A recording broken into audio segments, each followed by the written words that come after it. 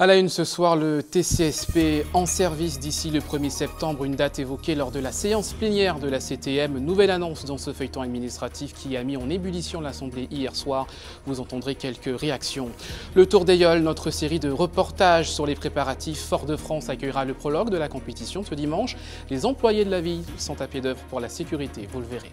Dans ce journal également, une balade sur les flancs de la montagne Pelée, le sentier Martineau, une trace transformée en site de randonnée, inauguré ce matin par une trentaine de marcheurs. Et puis du sport avec ce stage proposé par Gary Bocali aux Trois-Îlets. Il s'est déroulé ce vendredi. Nous avons assisté à la dernière séance en compagnie des jeunes qui ont participé à cette opération. Voilà pour les titres, bonsoir à tous et merci de nous suivre notamment en direct depuis notre page Facebook. On commence ce journal avec cette opération de sécurité routière de la gendarmerie nationale à Schœlcher. Cet après-midi, une vingtaine de membres de forces de l'ordre pour contrôler les automobilistes. Une action en collaboration avec la police municipale qui a permis de relever plusieurs infractions telles des défauts de permis. Et quelques réactions recueillies pour nous par Michelet François. On est fiers, la preuve, vous regardez comment les gendarmes ont rigolé avec moi. Voilà, il faut être en règle, je suis d'accord avec ça, parce qu'il y a trop de trucs qui se passent sur nos routes maintenant. La police, moi, ça ne me fait pas peur et c'est normal. Nous sommes dans un état de droit, il y a des droits à respecter et je suis d'accord. C'est le contrôle technique qui n'a pas été fait en fait. Donc là, je vais faire le contrôle technique, ils m'ont donné un délai, ils m'ont donné les démarches à faire pour récupérer mes papiers.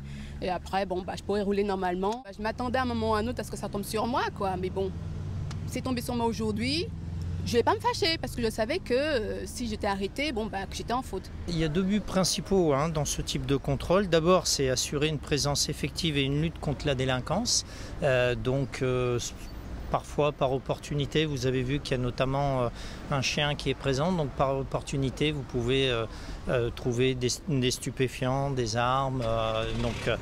C'est le premier objectif. Et le second objectif, vous avez raison de le dire, c'est aussi assurer une présence contre l'insécurité routière. Souvent, défaut de port de la ceinture. Donc, plutôt une posture visant à permettre aux gens d'adopter d'autres comportements plus responsables sur la route. Ce qu'on peut noter, mais je crois que ça n'aura échappé à personne, actuellement le nombre de morts sur les routes qui est beaucoup trop élevé. Donc on ne peut qu'inviter les gens à prendre leurs responsabilités. La route, c'est un espace du vivre ensemble. Il faut savoir se respecter les autres et adopter des comportements responsables, c'est-à-dire des comportements qui consistent à respecter les règles de la circulation routière. Les obsèques de Jean-José Niger auront lieu le 8 août prochain au François. Ce matin, les collègues de l'ancien employé de la station-service Vito Aéroport ont souhaité marquer leur deuil. Ils se sont vêtus de noir, tout comme l'ensemble des pompistes de la Martinique. À l'appel du syndicat des gérants de stations-service, une action pour rappeler également la dangerosité de leur métier face aux incivilités des usagers de la route. Pour rappel, Jean-José Niger a été tué sur son lieu de travail lors d'un accident de la route. Le responsable présumé de cet homicide involontaire est actuellement en détention provisoire. La politique avec cette nouvelle passe d'armes au sujet du TCSP à l'Assemblée territoriale de Martinique lors de la dernière plénière avant les vacances. Le 1er septembre, c'est la date avancée pour la mise en service. Avant cela, beaucoup d'obstacles, parmi eux les 8 millions d'euros à régler à la société Carabus du groupe Vinci. Pour avancer sur le dossier, Alfred Marie-Jeanne a demandé la dissolution du syndicat mixte du TCSP. Cela ne fait pas l'unanimité au sein de l'opposition. Des fonds supplémentaires étaient également au vote pour la prolongation du TCSP. Les réactions recueillies pour nous lors de cette séance plénière par Michelet François. Le syndicat mixte du TCSP a des statuts. Il est prévu dans les statuts à l'article 7. L'objet, c'est la réalisation d'infrastructures.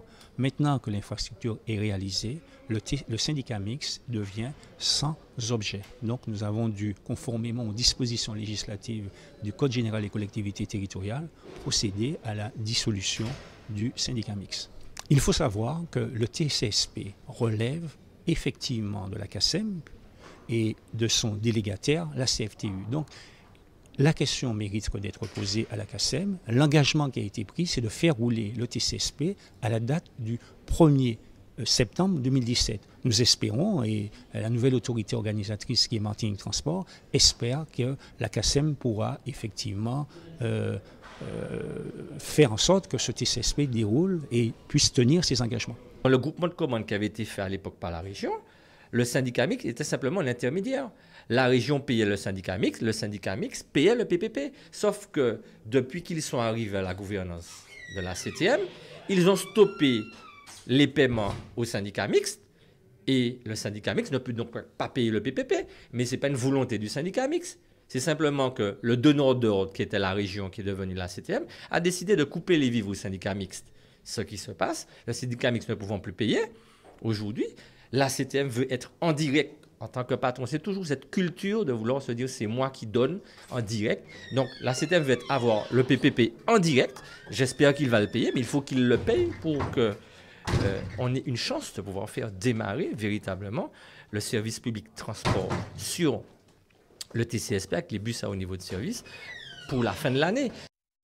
Quelques mots de l'actualité sociale. Les grévistes des vedettes tropicales, toujours mobilisés ce vendredi. Une délégation de syndicalistes s'est rendue à la CTM en pleine séance pour sensibiliser les élus sur leurs revendications.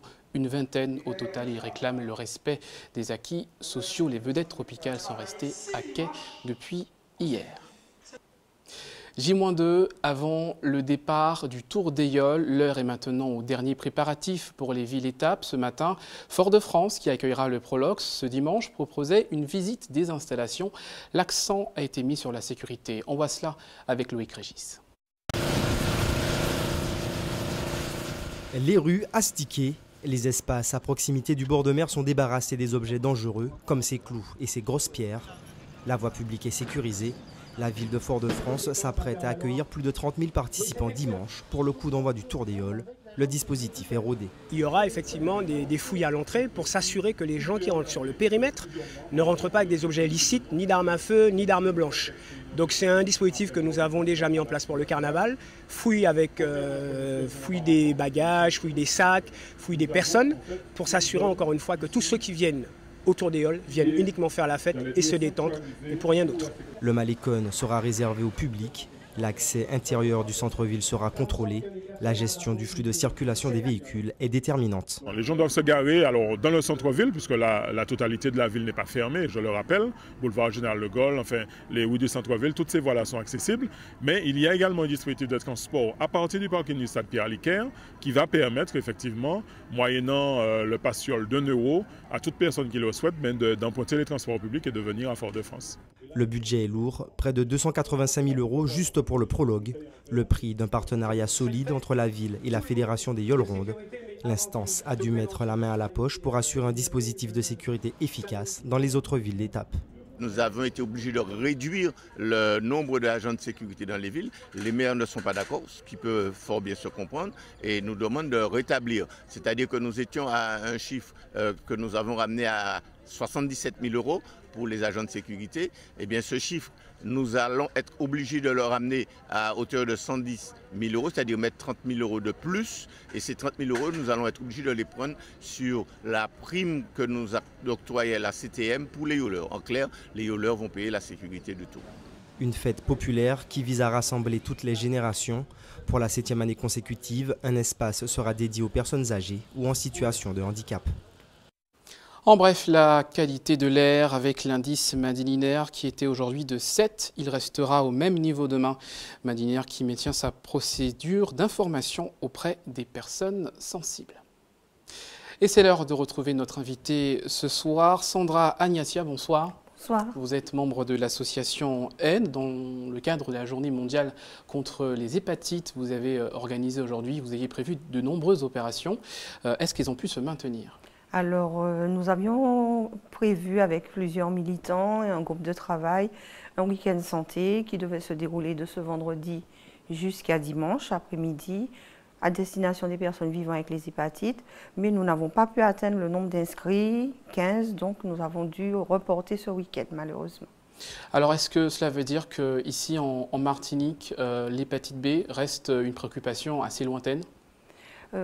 Enfin, des actions que nous avons pu mener hors les murs, hors de notre local et notamment sur les années précédentes, depuis que nous avons commencé à travailler sur les hépatites en 2012 sur le territoire Martinique, nous avons constaté qu'il y avait une méconnaissance de la maladie au sein de la population et qu'il y avait aussi une peur, tout comme le VIH, de discrimination. C'est quelque chose qu'on ne dit pas.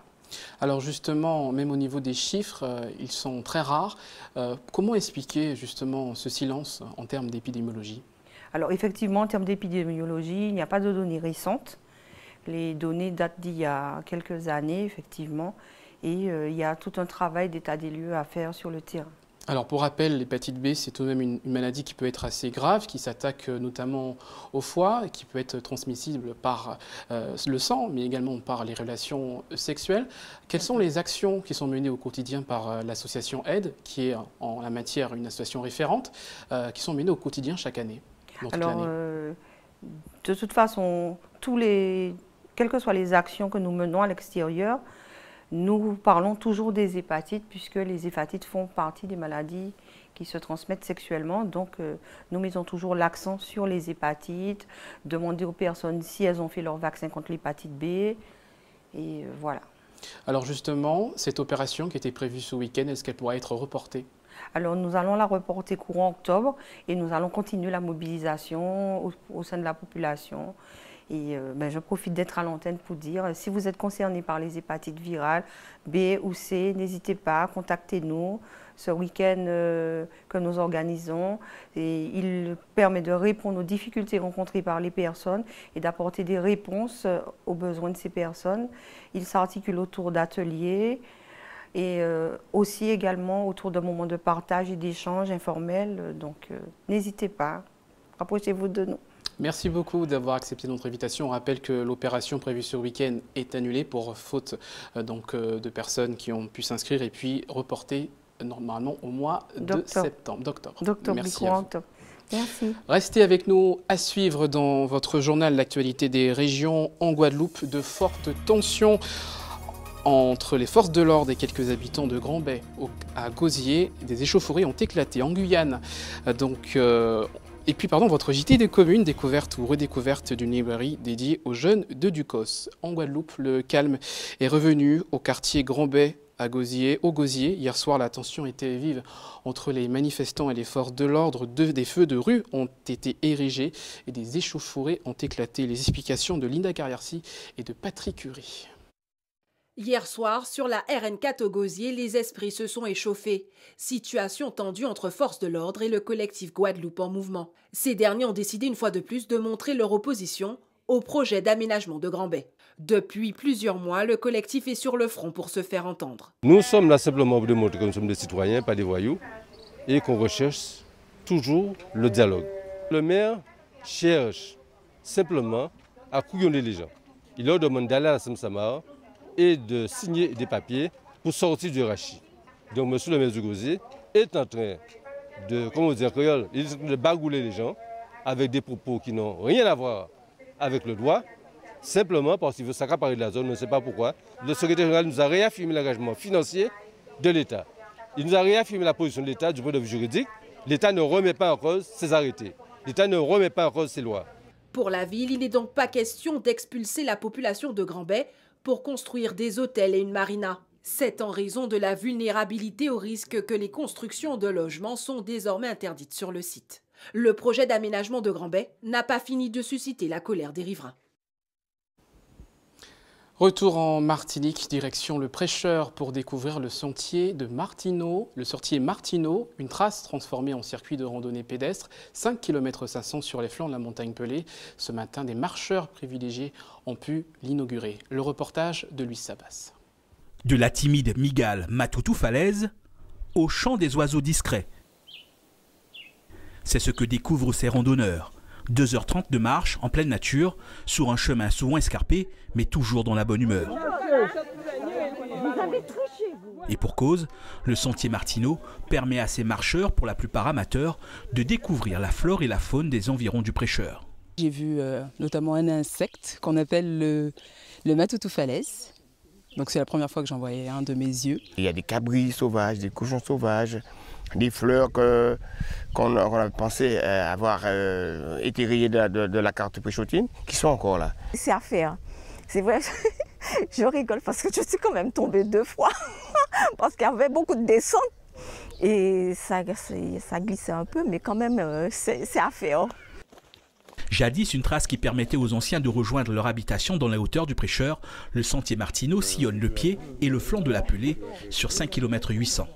Il est accessible aux marcheurs débutants, même si la difficulté est parfois au rendez-vous. Il faut quand même être un peu aguerri parce qu'il y a un peu de dénivelé à la montée. On monte quand même jusqu'à 600 mètres. Mais il a été bien nettoyé, il est bien dégagé. À part certains passages où ça glisse un peu, mais le sentier va se stabiliser. C'est un sentier tout neuf, mais il va se stabiliser. Le sentier a été officiellement ouvert il y a 2 semaines. À travers cette marche inaugurale, la communauté d'agglomération du Pays Nord Martinique a pour objectif la valorisation de toute cette région, notamment de son patrimoine naturel. Un travail mené en partenariat avec l'État, l'Europe, une association et la municipalité préchotine. La réhabilitation de ce sentier s'est élevée à près de 260 000 €. Et donc c'est un partenariat justement donc avec l'ONF. Et sous l'égide de l'ONF, grâce à une association, la Ronde Pays du Prêcheur, qui a intégré un chargé d'insertion. Ce sont des jeunes préchotins qui ont justement aménagé, conforté et restaurer donc, ce sentier. Mais il y a aussi des enjeux économiques et surtout écologiques pour le Prêcheur. Au final, le sentier linéaire devrait former une boucle passant par le bourg et qui comprend le site à venir du dôme de Grande Savane. C'est aussi l'ouverture d'une voie d'accès, en fait, en quelque sorte, une voie piétonne, mais d'accès quand même, au dôme de Grande Savane, qui est un projet remarquable porté par Cap Nord, où on pourra observer la faune, la flore, le volcanisme. Et il faut dire aussi que c'est un des éléments de notre stratégie globale de transition énergétique, puisque Grande Savane sera considérée comme une zone décarbonée, c'est-à-dire inaccessible aux moteurs thermiques. Donc on ira en navette électrique, mais aussi à pied par le biais de ce sentier de randonnée justement. Une structure qui devrait voir le jour dans 2 ans. Mais pour l'heure, les randonneurs de tout niveau pourront s'en donner à cœur joie sur le sentier Martineau, entre Montagne Pelée et mer des Caraïbes. Aujourd'hui s'est achevé le camp football proposé par l'ancien joueur professionnel Gary Bocali, un stage débuté le 24 juillet dernier avec la participation de nombreux intervenants auprès de jeunes stagiaires. Guy Raphaël René était présent lors de la dernière séance aux 3 îlets. Son reportage. Ils ont entre 13 et 15 ans et sont tous passionnés de foot au point de sacrifier une semaine de leurs vacances pour être sur la pelouse dès 8 h chaque matin avec Gary Bocali. J'étais déjà motivée, en sachant que c'était lui, j'étais encore plus motivée, j'avais hâte de venir. Parce qu'effectivement, ce n'est pas tous les jours que je côtoie un grand joueur comme lui et ça m'a fait beaucoup plaisir d'être avec lui et qu'il m'apprenne de nouvelles choses, écouter ses conseils. J'ai appris plusieurs choses au niveau tactique, au niveau technique qui vont, j'espère, me servir pour plus tard en fait. Mon avenir c'est déjà de se faire détecter, ce qui serait pas mal déjà, surtout en Martinique. Après, c'est toujours de se perfectionner, de travailler pour devenir pro, c'est l'objectif ultime en fait. Sous l'œil attentif de l'ancien professionnel, plusieurs fois champion de France avec Marseille et Montpellier, ils enchaînent tous les jours les exercices et les jeux avec ballon. Des exercices de coordination tous les matins, des exercices de jeu réduit, pour permettre aux enfants d'avoir du jeu global. Et puis, tous les jours, on avait des thématiques techniques.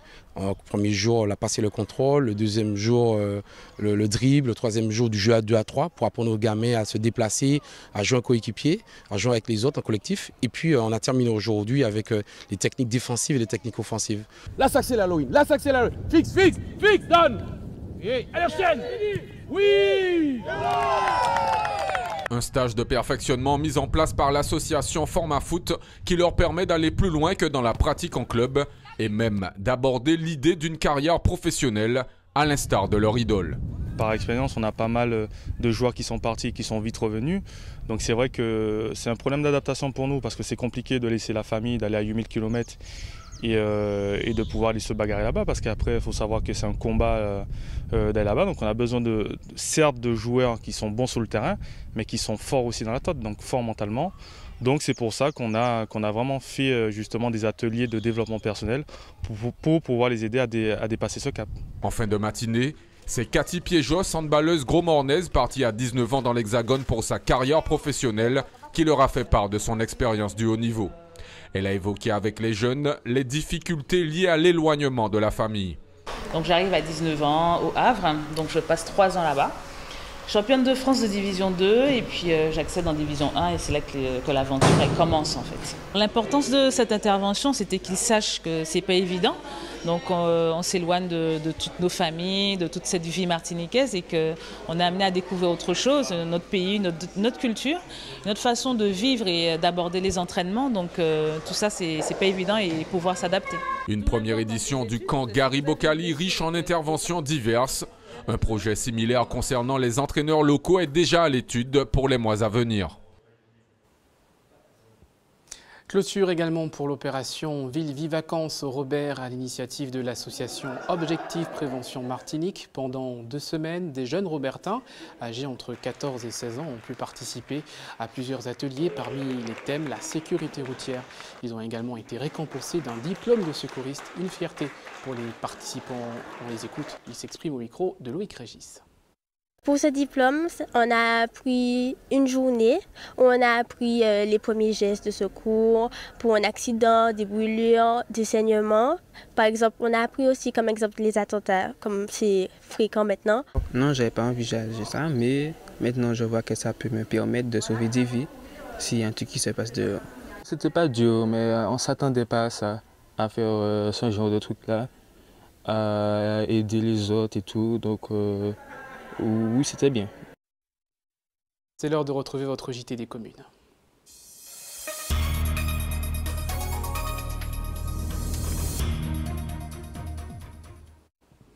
Votre JT des communes, les meilleurs reportages de l'année. Ce soir, une librairie dédiée aux jeunes. La propriétaire possède un fonds très éclectique. Hubert Bornil avait pu le parcourir. Regardez.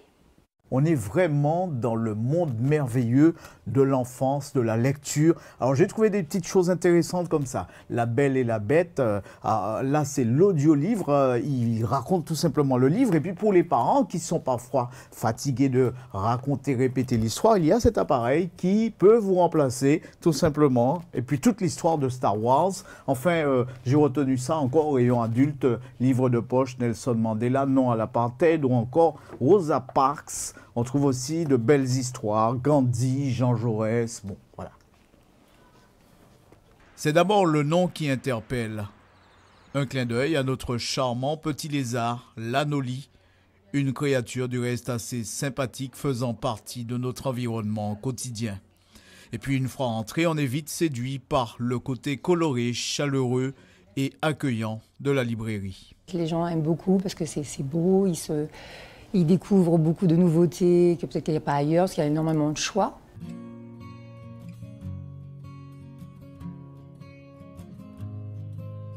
Nathalie est libraire depuis une trentaine d'années et cet endroit représente pour elle l'aboutissement d'un grand rêve, un monde merveilleux où l'enfant est roi. Ils rentrent, ils font d'abord waouh. Leur première impression, c'est de dire waouh, c'est magnifique. C'est maman, il y a ça, il y a ça, il y a ça. Ils découvrent les choses qu'ils ne trouveraient pas ailleurs. Les adultes aussi peuvent trouver leur bonheur ici. Il y en a pour tous les goûts, la BD, les mangas, les romans poches. En ce qui me concerne, je préfère offrir un ouvrage à un enfant qu'un jouet, parce que tout simplement au niveau de la culture, c'est plus intéressant. Et puis avec Internet qui est très développé, c'est vrai que les enfants ont moins tendance à lire. Et enfin, un livre papier en tout cas, et moi je préfère le support papier en ce qui me concerne. Bonne nouvelle, à l'ère du numérique, la lecture semble encore séduire. Ici, on a même pensé à vous installer un espace pour la lecture. Les enfants aiment toujours lire ça, et ils dévorent même les livres. Et les parents, des fois, au niveau budget, ne suivent pas derrière, puisqu'ils lisent les livres très vite en 2-3 jours.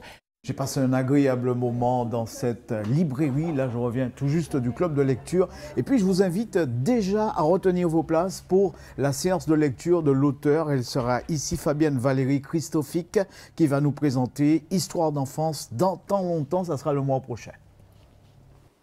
Voilà, c'est ainsi qu'on referme cette édition. Avant de se quitter, je vous rappelle les principales informations développées. Le dossier du TCSP, l'imbroglio administratif et financier au cœur des débats à la plénière de la CTM. Le service de transport public devrait rentrer en fonction d'ici le 1er septembre 2017, selon la CACEM. Les préparatifs du Tour d'Aïol. La compétition doit commencer ce dimanche avec le prologue à Fort-de-France. La ville met tout en œuvre pour accueillir les équipes et les spectateurs, notamment sur le côté de la sécurité.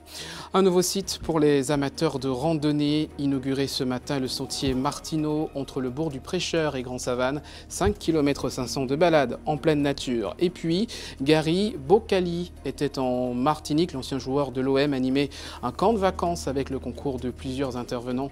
Le stage s'est achevé ce vendredi. À suivre la rediffusion d'Anti-Epeia avec cette question: est-ce que la solidarité se perd? Juste après la météo de Ruth Fortuna à 20h côté ciné, 20h15 les 12 coups, le combat des maîtres. Excellente soirée à vous, à demain.